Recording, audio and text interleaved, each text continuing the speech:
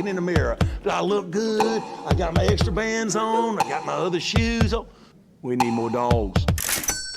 And welcome back to the latest and greatest episode of the Shaming Points podcast. My name is Jayton May, joined as always by my co-host Quentin Crisco.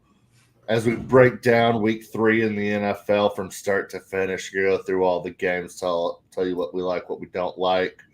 And it is a big week for our alma mater as well. Texas Tech going up to Utah, Salt Lake City. Got to get the dub. Got to get the dub. It's exciting times for Texas Tech football. Was it number 16 versus number 17? Yeah. Going to be a good time. Yeah, one of the biggest games Texas Tech's had in a long time. Very excited, very thrilled. But starting out NFL slate, my Buffalo Bills, lifelong fan here, taking on Miami. Miami's coming up to Buffalo. It's going to be hopefully a shootout. We have an 11.5-point spread here. Buffalo is obviously favored with a 49.5-point total. No Ed Oliver for the second game in a row. It's understandable he didn't play Sunday. Short week. Probably not going to play Thursday. You got a 2-0 start against a pretty beat-up Miami team who maybe has some fight left in them, maybe doesn't. Had some bright moments in their game versus the Patriots, but couldn't quite come through with the dub.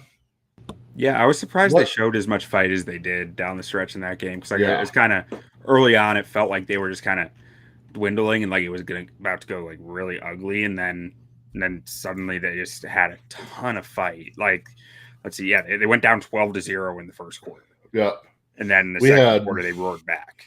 We had punt return touchdowns, followed by kick return touchdowns, followed by we had missed extra points in the game, back to back by the Patriots.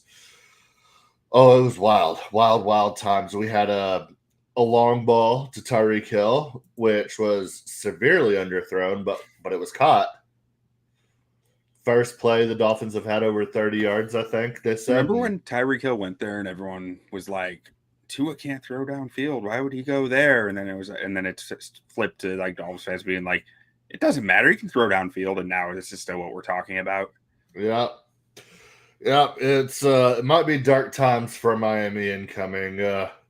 You have a paid quarterback. You have you've invested in a head coach. You have gave up draft capital for pieces on defense. And we're year 5, 6 into this thing, and looks like the wheels might be coming off. How long has McDaniel been there? Was this year 3 for him? It's got to be more than year 3. I think it's year 3. Maybe he wasn't. Was he on the Super Bowl team for the Rams? Yeah, this is year 4. This is year 4. 22 was his first year. So okay. 22, 23, 24. This is 25. So 4 years. Okay, that sounds more right. All right, but what do you like about this game? 11.5-point spread, 49.5-point total. No Ed Oliver, no Matt Milano for Buffalo. Maybe Miami's offense gets rolling. I like it over here. Short week. You have a lot of skilled players on both sides of the ball for both teams. I mean, if you're throwing in a parlay, Buffalo money line is probably the easiest of the week to throw in there for survivor pool. Buffalo's probably your easiest pick. I heard a stat today. Buffalo or Sean McDermott has never lost to Miami and Buffalo, and Josh Allen has never lost on Thursday Night Football. So that's a lock. I mean, obviously with a spread like that, you're saying it's a lock, but those are just even more for like survivor pools and stuff like that. I think Buffalo's won like 11 straight home games as well. Yeah, something like that. But so, I mean, Buffalo money line, if you're throwing it in with a bunch of stuff in a parlay, is an easy one for me. 8-point teaser, Buffalo minus 3.5. Yeah, you could do that. I mean, I don't love that just because if Miami does have that fight in them still, they can score. They still have a lot of really nice weapons there. So ultimately, like, I'm probably taking the over. If I'm taking anything in this, I probably will take the over because Miami's defense has not really been able to stop many teams or either of the teams they've played very well. And, Buffalo can score. Like you said, no Ed Oliver, no Matt Milano. I think that's going to – if Miami does have fight, which I think they will, then they're going to score points. They should be able to run the ball, too. Ravens ran all over them. So I'm taking the over 49.5 here. I think you are as well. Yeah. 11.5. I'm never taking double-digit spreads in the NFL. It's very, very rare that I do that. I don't think Miami is bad enough to be 12-point dogs here, so just avoiding it. They may very well lose by 30, though, but I can't do that. I took a spread that big last week and won, but but I don't like to make a habit of it, so I'm avoiding it. Don't. I was like, I even said on it, I was like, don't, like, this is dumb, but I'm just doing it because it feels right. Like that. It was for the vibes more than anything. Like, yeah. And you don't do the for the vibes bet like that 2 weeks in a row. It's just stupid. But when you have the talent Miami has, it's hard because like they can go out and put 30 points on anybody. And that means you're having to score 45, 44, something like that to cover. So that's rough. All right, moving on to the undefeated Indianapolis Colts going on down to Tennessee to take on the Titans. Titans are 4.5-point dogs at home with a 43.5-point total here. I think we nailed the Titans so far 2 games into the season. I mean, we said they'd be frisky. We said Titans fans would be excited about this team, and they're going to lose a lot of games. And I think that is where we're headed here. I'm not taking Indy here. 4.5 is a big number. Daniel Jones does look good. Jonathan Taylor looks like he's coming back into form for that Indianapolis offense. But I'm not quite there yet on 4.5. I think Tennessee keeps this close. If I'm taking this game, I'm either taking Tennessee money line or I'm taking the 4.5. I'm taking the 4.5 and I'm running with it because I think Indy. I think they're a quality football team, and the quarterback position, they're probably getting a bit better play than anyone expected right now. I think that makes some sense when you look at both their games have been at home. They're on the road in this one. That changes stuff a little bit. I mean, I think Tennessee is going to be in this game down to the wire, which I think they want to get that first win pretty badly under a young team who might not know any better. So give me Tennessee plus 4.5 here, and I'll probably sprinkle the money line. Love that. I might circle back to that one and take that one. But as of right now, like week 3, just as much as week 2, winless teams are really desperate. Yeah, and they tend to outplay their ability. And I think this is one of those cases. I've got a couple of winless teams like this. So, yeah. All right, next up, we have the Green Bay Packers, apparently God's gift to earth, the greatest thing, the greatest team to ever walk the fucking land. I mean, you turn on a Green Bay broadcast right now in the NFL, God, they're basically already Super Bowl. I don't even know why we're playing the season. Do you know why we're playing the season? Because Green Bay's not going to win the Super Bowl. Hey, don't tell anybody else that. It's a foregone conclusion. It's the greatest team we've ever seen. I mean, I don't think they would play from behind well, which is great if they're always ahead. But, I don't know. I think in the playoffs, that might be an issue. Micah Parsons, already Defensive Player of the Year. I mean, might as well give Jordan Love the MVP. I mean, the season's over. I don't know why we're even playing it 3 weeks in. We have Green Bay going to Cleveland. Big game. Tough game. It's hard to win in Cleveland. Green Bay is 7.5-point favorites here, 41.5-point total. I'm not touching this game with a 10-foot pole. I mean, maybe the under. Green Bay is built to destroy Cleveland in this game in my mind because they're going to be, as long as they can get a lead, which doesn't seem to be like the hardest thing to do against Cleveland, Micah Parsons is going to have his ears pinned back, and Joe Flacco's a statue.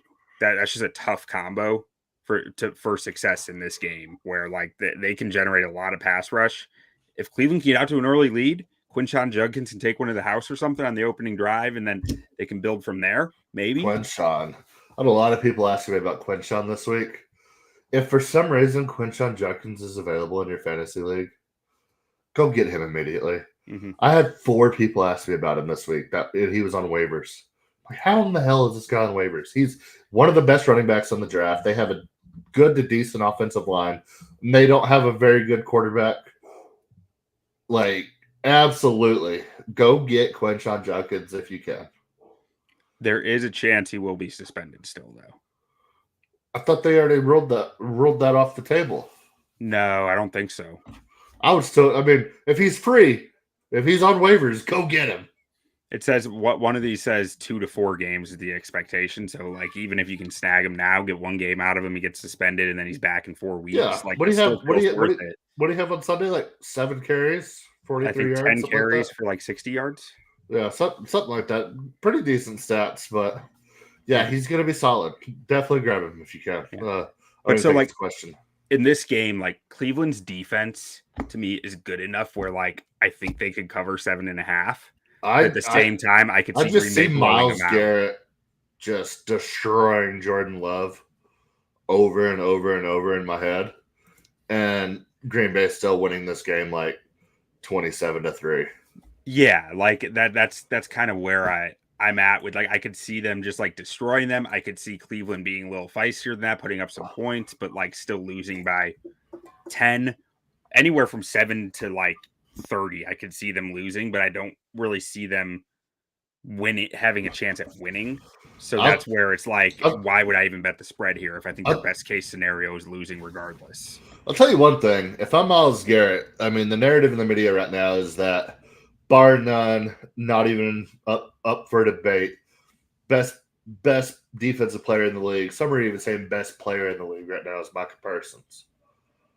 If I'm Myles Garrett, listen to that. That's got to piss you off. Yeah, that's a good point. I mean, it's got to, because he is. I mean, in my mind, he is hands. The way they are talking about Micah Parsons is unreal. Yep, I think a lot of the general fan base does not realize how part-time of a player he is.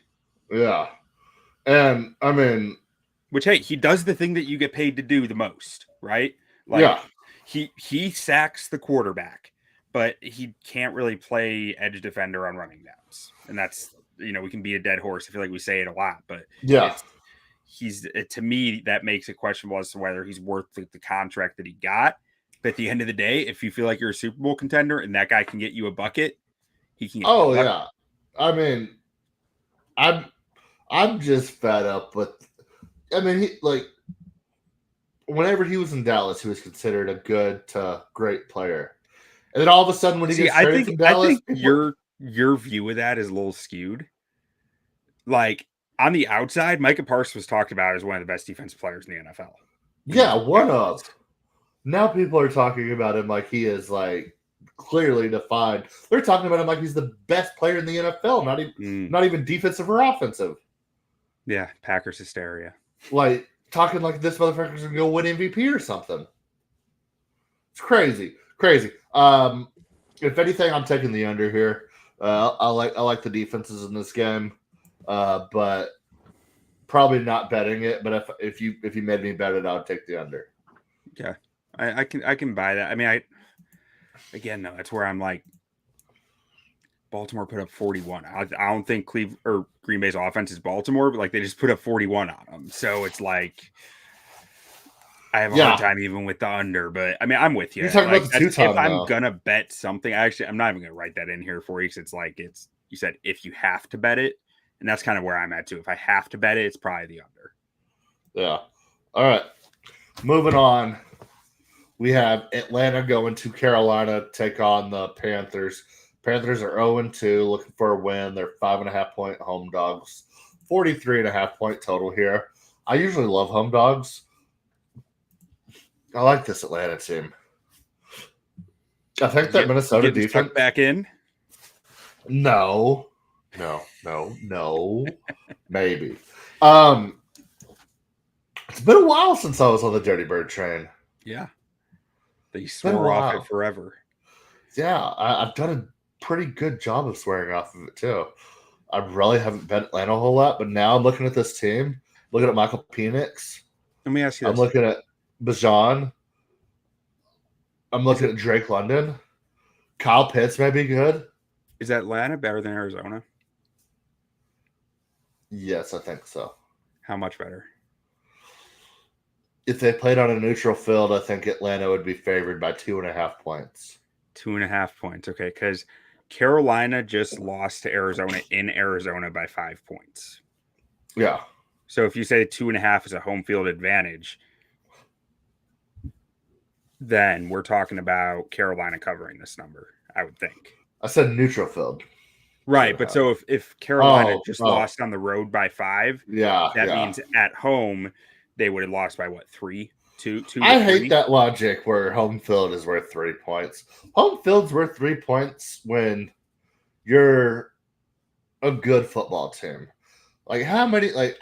Don't get me wrong. I'm not trying to piss off people in Carolina right now, but how many diehard Carolina fans are packing that stadium this weekend, especially with Atlanta being so close? I mean, there's going to be a lot of Falcons fans here. Like, what are you really getting out of home field advantage against a Falcons team who's much better with a much bigger fan base that is relatively close to you? I don't know. I mean, I think there's always something to be said for sleeping in your own bed. I really do. Yes. And being around your family and being in your home stadium routine. Like, I think that's a real factor. Yeah, but Atlanta's young, too. Them young bucks don't care where they sleep. Yeah. But Carolina might. And so, ultimately, on this, Carolina's down 2 starting offensive linemen this week. Like, I'm not betting Carolina. I was just playing some devil's advocate there. Yeah, no. They've been tough at home historically. Yeah, I'm probably not taking 5.5. It's a weird number, but I love Atlanta money line. Atlanta in a tease. I think Atlanta wins this game. Bryce Young, it seemed like he was primed to take that step this year. Doesn't look like he's taken that step. 43.5 is an interesting total. If I trusted Carolina's offense even the slightest bit, I would probably take this over. Oh, but I'll take that over. I'll take that over. Give me the over. If you're taking it over, I'll take it over. I mean, I don't like Arizona just scored 27 on Carolina. Jacksonville scored 26 on them. Like Carolina just put 22 on Arizona. I think Atlanta went up and down the field against Minnesota, who I think has a better defensive coordinator and a better defense. They couldn't find the end zone, but they kicked 5 field goals, 9 field goals, 7 field goals, something like that. Gets a lot of field goals. So, yeah, I like that. All right, that big game here, big game. You have the Los Angeles Rams going up to Philly to avenge their loss in the playoffs. Philly is 3.5-point favorites at home. 44.5-point total here. This is a Rams team that nearly beat Philly in the playoffs last year in Philadelphia in a pretty shit weather game. I'm looking at this Rams defense. I'm looking at Braden Fisk and I'm looking at Jared Verse, and I'm thinking this might be the game where we see this Rams defense just become the best defense in the league. Yeah, I mean, they gave up 19 to Tennessee last week, but let's see how much of that was real. Tennessee's got some fight. They gave up 13 in the second quarter, and they only gave up 2 field goals the rest of the way. That's something. What happened in that second quarter? Oh, they just what's his name? Kim Ward threw one of the worst passes that you tell every rookie quarterback not to throw, and it ended in a touchdown. Oh, but it was so cool. It was so cool. So, I mean, that was a rookie making a rookie play that 9 times out of 10 doesn't work, but it worked. Yeah. Okay. The Rams threw an interception in the 2-minute warning that gave Tennessee a field goal. Yeah. So that's part of what happened there. I like the Rams here. I think Matt Stafford's playing good ball. I mean, this is year 3 of going into the season thinking like he's on his deathbed. He'll never walk again. He's got a broken back, 2 broken ankles, broken clavicle, broken everything. He comes out week 1, balls out. Give me the Rams here. Give me the Rams plus 3.5. I think they go into Philadelphia. I think they get it done. I think they win this game. But I'm taking the plus 3. Give me the points. with the way Jalen has been commanding this offense this year for Philadelphia, it's hard to give Rams money line here because Jalen looks like he has full control of this offense. I'll take both. Like, if nothing's there, he's getting 7 to 8 yards every single fucking time. Yeah, I don't know. The Eagles don't beat the Chiefs last week without Travis Kelce dropping a football. Bad drop. Brutal drop. Bad drop. Like, just all-time bad drop. And, like, Hurts, I don't know. He has 250 passing yards through 2 games. Like, I no, he's not throwing the ball well. Yeah. So, but like, they're just finding ways to win. Yeah, right, and now. that's where I'm sitting here going, and we've been here before, the Eagles. Yeah. This is the way the Eagles play football, right? They're hard to watch sometimes. They're going to grind you down, but, like, I'm going back, and maybe it'll bite me again, but, like, I'm going back to, like, they don't look like a team that should be winning the games they're winning. Yeah, and I know my biggest argument with the tush push this whole time has been they have a quarterback that is very, very strong, and they have one of the best offensive lines. They could just line up in like 11 personnel and probably still get a QB sneak for 1 yard. So, but like this tush push that they're doing is out of control. Like nobody's on sides on either side of the ball. Mm-hmm. You can't even see the ball in most snaps. The entire offensive line is jumping like a half second early. And like I think refs are about to just be done with it. And as soon as they line up in that formation, they're just going to throw a flag. Because the center's a good half yard in front of the football. He's basically snapping it from his ankles. Yeah. Hey, it's outrageous. If I'm thinking through this logically, there's a lot of media coming out on this right now. Roger Goodell is telling those refs, hey, this needs to be tightened up for this game. Like, there's going to be a lot of eyes on this. And we can't be letting this one happen. I see it in a big moment. It's like 4th and 1. They go to line up, flag. All of a sudden, it's 4th and 6. Yeah. Then all of a sudden, the Rams make a stop. And a big part. Like, I think, and if I'm Philadelphia, I'd just say, fuck it. You don't want us to run this play? Line up, fucking Saquon in the backfield, regular formation, and you'll probably still get your yard with Jalen Hurts. Like, yeah. Well, and until they make you stop, why would you stop? But I think when it comes down to 1 yard, it's hard. It's going to be hard to stop that team, no matter what. Yeah. Now, is there a chance Jalen Carter puts Matt Stafford in a wheelchair in this game? I don't think Matt Stafford can physically be in a wheelchair. This dude's been in a wheelchair for 4 years now, and he just keeps coming out and playing football. Okay. I think the Eagles are having some issues in their secondary, and like Devontae Adams, Puka Nacua sounds like a great duo to take advantage of that. And Devontae Adams he's looking like prime Devontae Adams. He's been running good yards routes already through the season. Like he's still that dude. Yeah, and Kyron Williams is still really good. Yeah, give me the Rams here. Put me on the Rams money line too. Okay, let's ride. Don't ever say we were too similar with our picks. All right. Next up, we have 2-0 Cincinnati going to Minnesota, take on the 1-1 Vikings. Vikings 3-point favorites here, 41.5 point total. How did they describe this JJ McCarthy injury? Didn't they say it was like a de facto benching? So they said it was a high ankle sprain. He finished the game with it though. Without I don't know if they were. I didn't notice anything. But wasn't there like a report that was like it's basically a benching? Like if he was a premier talent, he would be playing this weekend. But they're like, you don't look good. You've had one good quarter out of the 8 you've played, and the other 7 quarters you've looked like dog shit.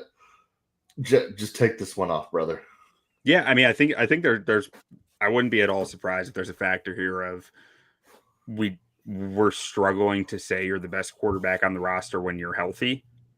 So unhealthy, it's really hard to justify that. Like, I think, sure, that's fair. And also, from a developmental standpoint, it's probably better for the kid not to be thrown out there with an injury if he doesn't have to be. And if they feel like Carson, I mean, this is the weird part with it.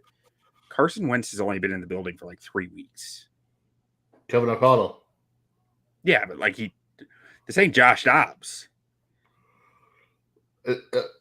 We're talking about a man that basically won MVP. He did. Basically. I don't see the argument here. Going up against a Jake Browning-led Cincinnati Bengals offense, the best this offense has looked all year is with Jake Browning under center. Yeah, their O-line will look better than it does it with Burrow. I can tell you that much. I preached all offseason. You've heard me. Burrow makes life hell on his offensive linemen because of the way that they have to play football with him. Yeah. Which, that doesn't mean they're better without Burrow. But that means that the players, like the offensive linemen, play a more forgiving scheme with Burrow out of the game. Yeah. I'm not touching this game. It's hard to take Jake Browning going against that Minnesota defense. I think the Minnesota defense is good. I mean, they gave up a lot to Atlanta, but they never gave up the touchdown. And you look at the weapons and everything Cincinnati has. You think they should be able to move the ball pretty well, but I'm not fully trusting Jake Browning, and I'm absolutely not trusting anything Minnesota has going on offense right now. Jordan Mason is the premier starter now that Aaron Jones is on IR. That's big. That's a big deal. Like, yeah, Aaron I'm not Jones, touching this game. Aaron Jones matters a lot for their pass protection. Yeah. And people like laugh at that and don't care about it, but it's very true. The running back matters a lot in passing downs. When you're talking about if you're bringing 6 guys, you need a running back involved or a tight end, but it's typically a running back involved in the protection plan. And if you don't trust that running back, it can just destroy plays. Like, so, and maybe Jordan Mason is perfectly capable in that. I'm not fully sure, but I'm not fully convinced on it. I'm not betting this game. I don't think. Man, I want to take Bengals money line. I want to. Bengals start 3-0. I mean, they always start slow. If they could survive, they can get to 5-3. Bengals money line. 5-3, 6-4 type maybe range. That's my thing this year. I'm betting dumb things. Yeah, I just want to see this Bengals team alive and Joe Burrow maybe come back. I think week 14. I think the Vikings invested in a lot of age on their defense this year, and I think that is like that. You saw it already start to decline last week, and it might decline a little more now. I don't think this is a big travel game for Cincinnati, so I don't have a big like time zone factor there or anything like that. I think it's an easy plane ride. We're talking time zones now. Yeah, but and Carson Wentz has been in that building for 3 weeks. I'm willing to bet against that versus Jake Browning, who's been in the building for Cincy for years and has some significant starting experience with them. Yeah. I mean, if I'm taking this game, I'm taking Cincinnati, but I can't trust it. I want to see Cincinnati do well. It's the curse of Nick Foles. You bet against Carson Wentz now because Nick Foles put a hex on him. Yeah, absolutely. All right, next up we have the Las Vegas Raiders, who had every opportunity to win on Monday Night Football and just decided they didn't want to. Taking on the Washington Commanders, 2 of the most interesting teams in football right now. You have 3.5 point spread here, 44.5 point total. It looks like we're going to have no Jaden Daniels here. Is it? I was just Googling that. Is he out? Marcus Mariota again? It looks like we're going to have no Jaden Daniels here. And if that's the case, I'm hammering the Raiders at plus 3.5. Yeah, I mean, if Jaden's out, I'm with you. I'm hitting those Raiders. Like, let's go. I think I'm taking the Raiders regardless, even with Jaden Daniels, but absolutely taking it. Money line or on the number? Give me money line. I think the Chargers are really well coached. We're going to see like 2 or 3 0-2 dogs win this week.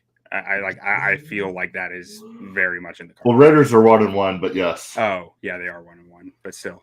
Yes, but I agree. Wait, did I say 2-0? I meant 0-2. You did. You said 0-2. Okay. 0-2 dogs, but yeah, Raiders are 1-1. Wait, are you at all concerned about Geno from that game? Because he No, I think the Chargers are really well coached. I think they did a lot of stuff to make his life hell. He missed a lot of throws. I think that's just part of the Geno experience. I mean, when he's not on, he's not going to be on. But I think he's going to be more. I think he's going to be on more often than he's not. So yeah, no, that makes sense, and that's kind of where I don't think he's an elite quarterback, but I think he's a fine quarterback. And when he's having a bad night, he's having a bad night. There's nothing you can do. What about Ashton Jeanty? Might have some questions there. He don't look good. He doesn't look bad, but I mean he's slipping, can't keep his feet under him. He's not breaking that first tackle like he did in college. He doesn't have that it factor that you thought you would get from a rookie running back. So I mean, he was better this past game. Like the first week, he had 2 yards a carry. Last week, or a few days ago, he had 3.9 yards a carry. So I mean, that's improvement. You want better than 3.9 yards per carry, but like, it's better. You know, I mean, I don't know. I have to think he's gonna find his footing here sooner than later. Like I think we're not talking Trent Richardson, who had like serious vision issues, I think, and some speed questions. I don't think you have either of those going on with Jeanty. Maybe some blocking issues, like the run blocking, I think has been tough on him. But I don't know. Maybe I'm a fool, but I kind of like some of the players the Raiders have on their O-line. Like I like Colton Miller, I like JPJ, and I think that they do have some pieces to be able to get their run blocking up to par here. Yeah, Colton Miller, Dylan Parham has struggled. Alex Kappa, DJ Glaze is. Oh, JPJ's been injured. That's right. That's got to have something to do with it here. And man, I'm surprised Jordan Meredith is their starting center still. That they've gone away from JPJ so quickly at center. I wonder if we end up seeing him back there eventually. But yeah, I still think GT's gonna find some better footing here soon. He definitely can't get worse. Yeah. I mean, he's averaging 2.8 yards after contact per attempt. Yeah. So like he's averaging 2.7 yards per carry, but 2.8 yards after contact. Yeah, I think his biggest problem is that in college he was able to find rhythms whenever he had his big games, and he hasn't been able to hit a rhythm yet. Yeah, and he doesn't get probably the same workload, right? Like in college, it was like we're just going to keep going to you until you find that rhythm. Here, it's like because if you haven't found it, we can't afford to keep going. You did see it a lot with Boise State. I mean, he would have 11 carries to the first half for 23 yards, and then all of a sudden finish the game with 230 and 3 touchdowns. Yeah. So, yeah, I could see it, but I like the Raiders here. Yeah, me too. All right, moving on. We have Pittsburgh Steelers and Aaron Rodgers heading to New England, take on Drake May and the Patriots. Patriots are basically a pick 'em, but Patriots 1.5 point underdogs at home, 44.5 point total here. Both of these teams have showed some really good signs and a little bit of worry for both teams. Pittsburgh's defense, maybe not as good as you would hope if you're a Pittsburgh fan. New England's defense might be dog shit, but Drake May looks awesome. Yeah, I don't know what to do with Pittsburgh's defense has to they're gonna come around. You would think. Too much talent, my guess here is more than anything, it's like their secondary is not communicating all that great. And they've given up a lot of passing yards, but their run defense has really been bad. And I don't know, or has it been? How they do in run defense against the Seahawks? I know Charbonnet did nothing. I think Kenneth Walker had a good day though. Yeah, I know Kenneth Walker had some big plays as far as a day goes, I'm not sure. Yeah, he had 105 yards and 13 carries and along 20 yards. So like he had he had more than just one or two really good runs.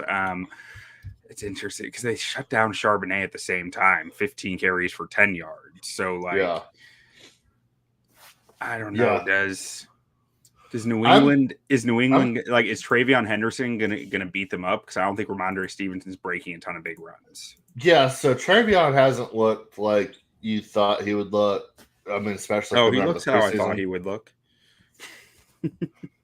Okay, he doesn't look how I thought he would look. I thought he would look a lot better 2 weeks into the season, but I did think he'd be a bigger factor in the passing game, though. I will say. I mean, he's getting opportunities that I didn't expect, and he's not capitalizing on them like I thought he would. So it's tough there, but I mean, Drake May looks awesome. I mean, we have 5 receivers in New England already have a catch. I think 4 different receivers have already caught a touchdown. I mean, Drake May is dishing it. If somebody emerges that number 1 wide receiver in New England and they can figure out a way to play defense, it could be dangerous. But this game, I mean, it's basically a pick 'em, and that's kind of how I see it. It's a toss-up. Aaron Rodgers looked good week 1, and I was talking to a Pittsburgh fan that I work with on Tuesday about this Pittsburgh game. Like, yeah, they kind of got blown out, but in all reality, Calvin Austin runs a wrong route, interferes with his own player to cause an interception, and you have a rookie that doesn't understand kickoff rules. That's a 14-point swing right there. Yeah, no, I mean, that's the more concerning thing is that their offense couldn't recover from it. Yes, but they only scored 3 points in the second half. Yeah, but I mean, I think a big part of it is like I think the game is close. The game is closer than the final score was. Oh, totally. I think Seattle's a good team. If I'm Pittsburgh, I'm not freaking out. But I'm not freaking out. But at the same time, like, we have to figure something out here. And then if I'm New England, like, this seems like it's going to be a fun season. So you just hope that you can win enough games, maybe have some playoff magic. But I don't think anybody in New England's thinking championships this year. But if you're a New England fan, you got to love what you're seeing from your quarterback right now, and you got to hope Vrabel can figure out this defense moving forward. So I probably lean New England just because I feel like the vibes are just going to be good, and if they come out hot, they're too stupid to know better. Yeah, I don't know. If this was in Pittsburgh, I'd have an easy answer here. But it being in New England kind of throws me. I think that Drake May has been looking awesome. I think Pittsburgh's defense needs to get right, and against a young quarterback is a great opportunity to get right. It is. And I think they have so much talent on that defense. Like, there's no reason their run defense should be as bad as it has been. You've got like Keanu. I was listening to a podcast, like an NFL podcast, where they were talking about how, like, when they were talking about the Steelers, they were talking about how poor Keanu Benton was against the run. So I went and watched the week 1 tape against the Jets, and I walked away from it saying he's rocking the guy across from him half the reps. Cam Hayward's still rocking the guy across from him from half the reps. I think that it was just tackles. Well, I mean, ultimately, I put that. So this is one of my biggest issues with PFF too, with their missed tackle grades and stuff. I don't think missed tackles should count the same for defensive tackles and edge defenders as they do for linebackers. Yeah, because you have a split second. Right. You're just pushing him to a different run lane where you have coverage further outside. Like, whether you make the tackle or not doesn't matter as much as whether you cover up the run lane. Yeah, your impact on the actual play itself. And I think the Steelers defensive line was doing a pretty good job of covering run lanes. It was a bust somewhere else that kept biting them. And so I think that has to be something Mike Tomlin fixes here. So I'm leaning towards the Steelers here. I'm not betting it, though. Yeah, I'll probably lean Patriots here. Moving on, we have the New York Jets. No Justin Fields this week, out in concussion protocol. So we're gonna have Tyrod Taylor taking on the Baker Mayfield Tampa Bay Buccaneers. Baker Mayfield is the best quarterback in football right now. I know. I wish so. In the before the season, I like tweeted out my predictions. Tampa's 6.5 point favorites here, 44.5 point spread or 44.5 point total. I was between Baker Mayfield and Brock Purdy for MVP. And I went with Brock Purdy because the 49ers have like such an easy schedule. But like I'm wishing I did Baker right now because it's like he's looking like that. Like this might be that year. Oh man, I wanna lick on that last drive. I love this Tampa team. Emeka Egbuka is looking so good as a rookie. I mean, he's the perfect security blanket for him. Mike Evans is still there. Bucky Irving. We talk about it every week. 7 yards. Every time he touches the ball, 7 yards. Which is incredible if you need some consistency in your offense. And Baker just crafty enough to get a little bit down on his legs when he needs to. Defense is looking strong. Vita Vea made some really big plays down the stretch for him. I love this Tampa team, and I think they destroy this Tyrod Taylor-led Jets team. I don't know how the Jets are going to score. I know they had some garbage time points against Buffalo. Breece Hall hasn't looked good. Braylon Allen hasn't looked good. That offensive line hasn't looked good. The defense if you watch the Bills game, nothing that the Bills did was overly impressive, and they just kept scoring. Like James Cook dominated them. And you look at this Tampa team, like Rachaad White was running the ball well. Like I think this is just gonna. I think this is a statement game after what Tampa just had to go through. I mean, you might look at it and be like, "Oh, it took a lot out of them." Nah, this is if you know Baker Mayfield, this is like when he gets like his strongest. Yeah, so I'm leaning towards Tampa at 6.5. I love it. I'll take it at 6.5. I'm hammering. Is that game. Cheese though? No, I don't think so. I think this game should be like 9.5. I think so. Do I? But Cody Mock done for the season. Kalijah Cansey done out for the season. Out for the season. Those are two real names in your trenches that you're counting on to give real snaps. New York Jets have, on paper, good trenches. Yeah. On paper. Yeah. Haven't looked good through 2 weeks. Yeah, I don't know what, like, man, I was surprised by PFF's grades for the offensive tackle out of Mizzou, Armand Membo. Yeah, Membo. And so I went and watched some of the week 1 tape, and I was like, I don't agree with these grades. Like, yeah. So like, and I think he graded really well for week 2 as well. And I only saw highlights, but from the highlights I saw, Joey Bosa was eating his lunch. So Joey Bosa might be. I mean, granted, he's probably not going to stay healthy. He might be the biggest steal of the offseason. Yeah. So this dude's doing everything. The Jets have that. They have talent in the trenches. I don't know if they have skill though. You know, like to me, like a Bosa jersey. You gonna get a Bosa jersey? Dude, I hated him in the draft. Back when I used to cheer for that other team. Yeah. I was like so thrilled that he went before the Cowboys pick. I remember that. And I mean, if you're a Chargers fan, I mean, you're sitting there like, you had 8 years of Joey Bosa. What did he do for you? But this Joey Bosa is awesome. It's that Chargers training staff, you know. They can't seem to keep you right. Yeah, I mean, I'm gonna take Tampa. I'm taking Tampa. This is I'm taking it. This is my favorite play of the week. Okay, I'm just gonna do one unit on it. I'm nervous about their injuries and like I don't know how Baker. I don't know how his leg didn't snap in half a few times in that game, and I have to think that he is just dealing with Dude, there was a black point and where blue knee right now. Like there was a point where Baker like writhed in pain after a play.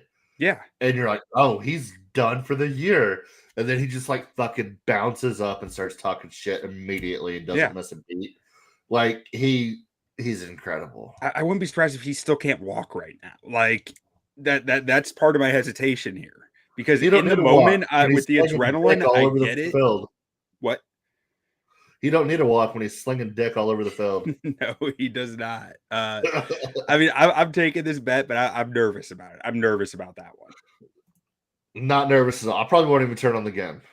Which history says when I feel like this about a game, it usually goes like completely in the direction we're saying. So, like, yeah. All right. Next up, 0-2 Houston Texans taking on Jacksonville Jaguars, who are 1-1, 2.5 point total here, 44.5. If Houston wants to get right, this is the game for it. Is it? No. Well, I mean, it has to be this game. It has to be this game. And I was about to say, I don't think it is. I'm nervous about it because, like, Houston has to win this game. They have to, but I like what I'm seeing out of Jacksonville right now. Yeah, you like Liam Cohen yelling at Trevor Lawrence to hit him in the chest. Sideline, and then Trevor Lawrence just be like waving him away and being like, "I'm not listening to you." Yeah, I love it. I mean, and BTJ like short arming routes because he doesn't want to go over the middle and take a hit. Oh, he's got alligator arms all day. You got this, you got that. Give me fucking Bayshell tooting all over the field. Tooting all over the field. I mean, we both thought that this Houston defense would be tops in the league.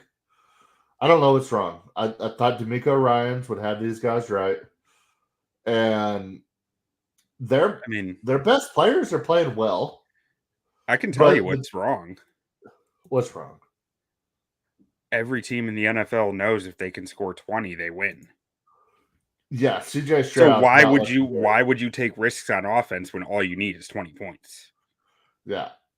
And that's not a CJ Stroud thing. That's a Texans O-line thing. Like they cannot play football right now. Remember 2 years ago when we were talking about this Texans O-line, talking about how they're about to be one of the best in the league, and it never came to fruition. No. Now we're 2-3 years later, and it is a fucking dumpster fire. Yep. I mean, they're another prime example of teams investing a ton in their O-line and not getting return because there's something wrong with, I don't know if it's the culture there, the coaching, that there's something that is missing that's not making all this talent work. Scouting. Well, and this year, the talent is seriously questionable now. Like when they had Tunsil and that, Ken Young Green was a first round pick and they had a second round pick. Like, you would have thought they would have put it together. They just never did. Yeah. And now you have some Cadillacs on offense and getting protected by like a mesh liner. Yeah. I mean, Jacksonville's going to win this game, I think. I'm not betting it because I think this is a straight toss-up, like from a logic standpoint. But my gut just says Jacksonville's going to win this game. I think so. I like Jacksonville in this game, but I'm not taking it. I'm not touching that total either. Next up, another one of my easiest bets of the week. Oh, wait, sorry. I want to mention another thing with Jacksonville, Houston, though. Jacksonville's got the edge rushers to make life hell on Houston if they can get a lead. Yeah. Like Josh Hines Allen and Trayvon Walker they've turned into a really nice duo there, and they can give their offensive tackle some real trouble. Yeah, Trayvon Walker. One of the most forgotten about first overall picks in NFL history. Yep. Next up, he's a solid player. Denver Broncos 1-1 going on to take on the Los Angeles Chargers. 2-0 Los Angeles Chargers. Chargers, it seems like a rat line. Chargers 2.5-point favorites, 45.5-point total here. This looks like it should be a rat line, and this looks like you should hammer Denver. And maybe in my old age, my sniffer's going out. Does it? Because I would think at 2.5, that makes me want to take the Chargers. No, you don't think the Chargers should be 7-point favorites here? No, I do, and that's what I'm saying. That's what I'm saying. It's a rat line. Okay. I thought you were saying. But maybe my sniffer's out. I thought maybe you were saying that the line makes you want to take Denver, and I was like, I don't see it that way. No, the line does make me want to take Denver. Oh, because you're sniffing. It might be a rat, but I just don't understand how this could be a rat. I think this is just bad bookmaking. Well, we're about to talk about it again in a couple of games, but usually I'm like, oh, this line makes no sense. I'm hammering Denver. In no world should they be 3-point underdogs in this game. I'm hammering Denver. The Chargers, I'm not taking Denver. Oh, I thought you were saying. No, that's what you were saying. No, I'm saying historically, yes. Okay. But I don't trust this fucking Denver team. Do you? No, not one bit. Yeah. The line makes no sense. Historically speaking, if I see this line, I'm hammering Denver. But I can't do it here. Just can't do it. But it might be the biggest rat line I've ever seen. But at the same time, I want to hammer everything on the Chargers. And that's when Vegas gets your ass. You mean the team that could only score 20 against the Raiders and seemed like they were trying to give the game away the entire fourth quarter? Yeah, maybe that's it. Maybe I'm giving the Chargers too much credit for their week 1 performance. And they tried to lose that game 7 different ways, and Gino just wasn't on. So yeah, now that I think about it, maybe it is Denver here, because that just makes sense. But I'm still not taking it. But I'm gonna take the under 45. Give me the under. I'm on it with you. Okay. Because I mean, two bad quarterbacks. The Chargers couldn't score against the Raiders late in the game. They couldn't move the football. They couldn't seem to do anything right. But that defense just kept coming up big for them. And I think that defense is really well coordinated and really confusing. And that's exactly the type of defense I want playing against Bo Nix. Yeah. I mean, I think this is going to be a low-scoring game. 2 really bad quarterbacks with 2 good defenses. Yeah, I like that. But if the Chargers give a ton of opportunities to Sean Payton, he will find ways to score sooner than later. Yes. With the BYU quarterback. I couldn't remember his name. Zach Wilson? Well, he's now on the Saints. Oh, is Zach Wilson on the Saints now? No. Who's the guy that Taysom Hill? Oh, Taysom Hill. Somehow Taysom Hill is going to find his way into this game and score a touchdown. Yeah, or while being on the Saints. Bo Nix will catch a touchdown pass. They'll do a double reverse toss back to Bo Nix, and he'll throw it 50 yards downfield to some guy to Pat Bryant. They'll find ways to manufacture points if you keep giving them opportunities. Troy Franklin's going to throw a touchdown pass to Bo Nix. Yeah, it happened last year. I don't think it was Troy. I think it might have been Sutton who threw it, but this is what Sean Payton does. He's going to find ways to score points if you give him the ball over and over and over. Yeah. All right, next up we have the 0-2 New Orleans Saints taking on Seattle. And Seattle's 7.5-point favorites here, 41.5-point total. I'm taking Seattle here. I think New Orleans is feisty. They're showing way more fight than I thought they would show. They're a scrappy team, which may come to bite them in the ass. But, I mean, going into the year, we thought this was going to be a great draft for quarterbacks. Looking at the college football season right now, maybe not so great. A lot of guys that we thought would develop into great players like a Cade Klubnik, like a Drew Aller, like a Garrett Dessmeyer, maybe even an Arch Manning. That quarterback crop seems to be dwindling down every single week. And I know there will be guys rise, but maybe it wouldn't be the worst thing in the world if New Orleans fucks around and wins 4 or 5 games and picks 5 or 6. But I think Seattle wins this game. Do they win it by 7.5? I don't think so. But there's nothing about this New Orleans team that I trust that says they will cover this either. So I'm just staying away from it. I agree. I won't touch this game. I do think New Orleans has been feisty. Both games have been at home, though. This game, they're traveling from New Orleans up to the Pacific Northwest. Like, that is a hefty trip. I'm assuming this is an afternoon game because of where it is on here, but it might got to be one of the longest trips in the NFL. Let's see. Yeah, this is a 3:00 Central kickoff, so like that kind of the time difference doesn't matter as much for that. These guys don't feel like they're starting a game at 9 a.m. They feel like they're starting at noon, which is normal for them. So like, I don't think that hits too hard for New Orleans, but I don't trust Sam Darnold to cover 7.5. Period. Sam Darnold's looked pretty good though. Has he? He looked like ass week 1. What are your stats?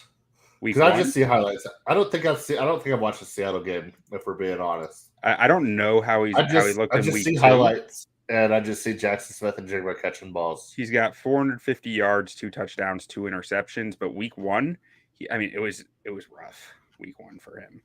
Let's see. Week 1, he put up 150 yards and 23 pass attempts. It's not as bad as I thought, but like no touchdowns, no interceptions, and it was just a ton of JSN. It was like, I want to say 120 of those 150 yards were JSN, which is like a red flag for me for a quarterback. Well, or it's a green flag on JSN. I mean, it could be both. All right. Next up, we have your Chicago Bears hosting the Dallas Cowboys. Chicago, the Bears, the 0-2 Bears are favored in this game by 1.5 points with a 50.5 point total. Explain these lines to me like I'm 4 and give me the over while you're at it. The spread, I mean, I can't really make sense of this spread. I think the Bears should probably be dogs here. But because both these defenses proved last week they can't stop anybody. And the Bears are down Jalen Johnson. Like, that's their most important defensive player. He's done for the year. That sucks. Like, and they haven't proven any ability to get pass rush. Meanwhile, Dallas just gave up 40-something points to the Russell Wilson-led New York Football Giants. So, like, I don't trust either of these defenses, which makes me like the over. If I'm making this line, I'm looking at it as I'm taking Dak Prescott over Caleb Williams to execute the offense. And that makes Dallas an easy pick. I think there is a revenge aspect to this where there's a lot of Matt Eberflus players on the Bears roster still who did not like Matt Eberflus very much. And a lot of intel from those players. What if it's a Matt Eberflus revenge game? It might be, but it doesn't look like he looks more like Santa Claus than a vengeful guy. So, like, Matt Eberflus is a nice guy, Like, I don't think that he's holding many grudges. Let's put it that way, just based on the way that Matt Eberflus is one of the Bears coaches all time. Yeah, right at the bottom. I didn't say where he was. I just said he is. He is one of the all-time Bears coach. He is one of the all-time coaches for the Chicago Bears. Yep. One of the oldest franchises in the league. Yeah. Without a doubt. So, like, I mean, I'm not betting the number on this game. Like, I just give me Cowboys money line parlayed with the over. Yeah. A little 2 for there, probably like plus 260. It's fun. I'll probably run a parlay on that too, just because my brain says from my history as a Bears fan. This is a game where the Bears are competitive all game and lose in heartbreaking fashion at the end because Dak Prescott is the veteran quarterback who's been here, done that. He's looking good this season. All right, next up we have Arizona, 2-0 Arizona taking on 2-0 San Francisco. In San Francisco, the 49ers are 2.5-point favorites here, 44.5-point total. We still don't know about Brock Purdy. He is questionable, to my knowledge, right now, as we live and breathe in the year 2025 of our Lord, whether or not he's going to play this week. Oh, I thought he was just out. Is it even in question? Like, I heard questionable earlier today. Oh, he returned to practice today. Okay. So 44.5-point total here. That's what happens when you feel the pressure of Mac Jones on your back. Mac Jones breathing down your neck. You got to go out there and do something. 49ers seem like a very injured team. I don't know what to think about this Cardinals team. I mean, they played the Saints and the Titans? Yes. Quite possibly the two worst teams in football. Yeah, I don't know what to think Saints here. and Panthers. Saints and Panthers. That's what I meant. Yeah, not the Titans. Titans are frisky. Yeah, with Brock Purdy's status being unknown right now, I would probably I don't even have a lean here. I like San Fran if Purdy plays, but right now at 2.5. I might take the over. I think Marvin Harrison Jr. is playing well. I think this Arizona offense is playing well. Kyler's playing pretty well. And I like Kyle Shanahan to figure it out if Arizona comes out to 17 points, 20 points in the first half. I think Kyle Shanahan can figure out a way to keep up with them. So I might lean this over. But outside of that, I don't really have a play here. Last year, these two teams played in San Fran in Week 5, and Arizona won 24-23. Over. All right. I'm staying away from this. I want to take Arizona, but I'm just gonna stay away because if Arizona was 1-1 or even 0-2, I would take them here. But because both these teams are 2-0, like it's a tough read for me at that point. I don't know who's gonna want it more. Hey, I guarantee you at the end of this week, either Kansas City or New York Giants will not be 0-3 because we have two 0-2 teams facing off. The two worst teams in the league. You have the Kansas City Chiefs taking on the New York Giants. Giants are 5.5-point home. Yeah. Giants are 5.5-point home dogs here, 44.5-point total. I'm hammering the Chiefs. I think they've had two really tough games. I think Giants just played their Super Bowl. I mean, I don't know how. Maybe Russell Wilson has returned to form. I think Matty so. Eberflus just played against Russell Wilson. Yep. This Kansas City needs to get right. They have Baltimore next week. I think they go in, they take care of business, they win this game 24-10. It's never really in question. Maybe not a whole lot of points scored, but just a good, clean football game where they don't give up a whole lot. Patrick Mahomes gets it done, throws a couple of early touchdowns. Maybe they get a rushing touchdown, kick a couple Butker field goals, and it's just another day in the office for them. Yeah, I mean, this feels like a 26-13 game to me or something like that, where it's just like they take care of business. They don't do anything too out of crazy, out of this world, but like they win handedly, and they've lost. It makes it look closer than it actually was. Patrick Mahomes hasn't lost 3 games in a row since he was in Lubbock, Texas. So I don't see it. I don't see that number going to 4 here. Yeah.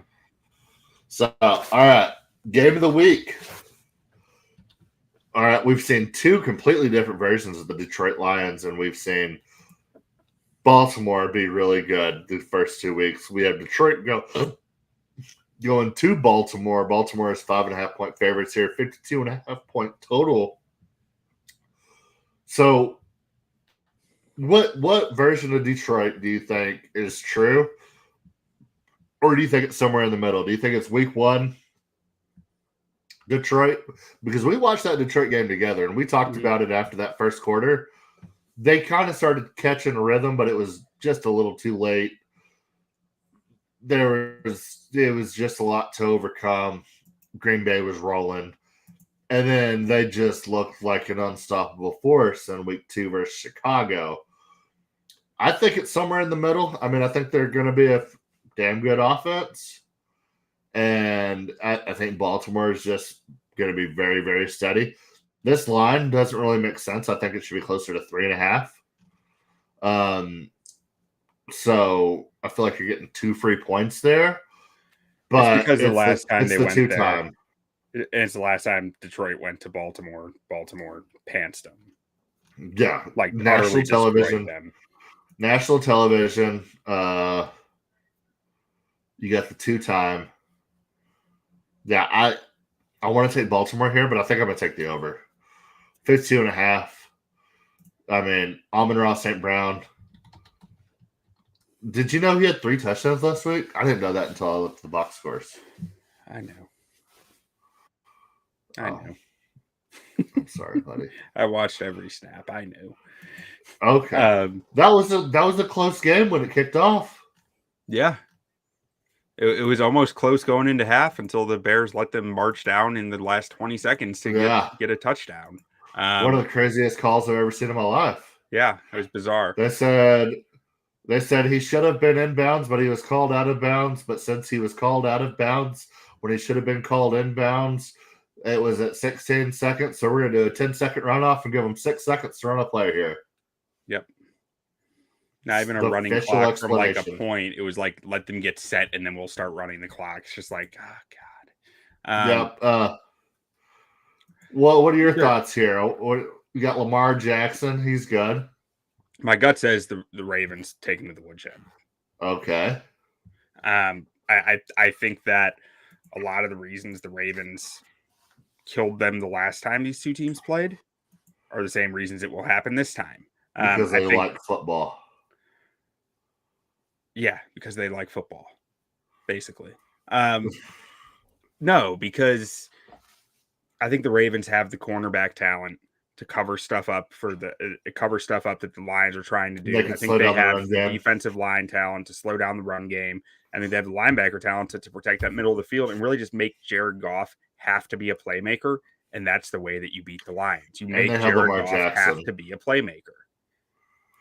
And they have Lamar Jackson. Yeah, and I don't think their defense is all that effective against a team that has so many ways to score like the Ravens do. Yeah. So, like, if I'm betting this, I'm going to go Baltimore -5.5. But at this point, I don't know if I'm betting it. I'll just wait till Monday night. I'm going to figure that out then. But I'm probably going to end up taking Baltimore -5.5. So if Baker doesn't win the MVP this year, Lamar's going to become the 3-time, right? I think politics are going to get in the way, honestly. You think people are politicking against Lamar? I don't think he wins another MVP till he wins a Super Bowl.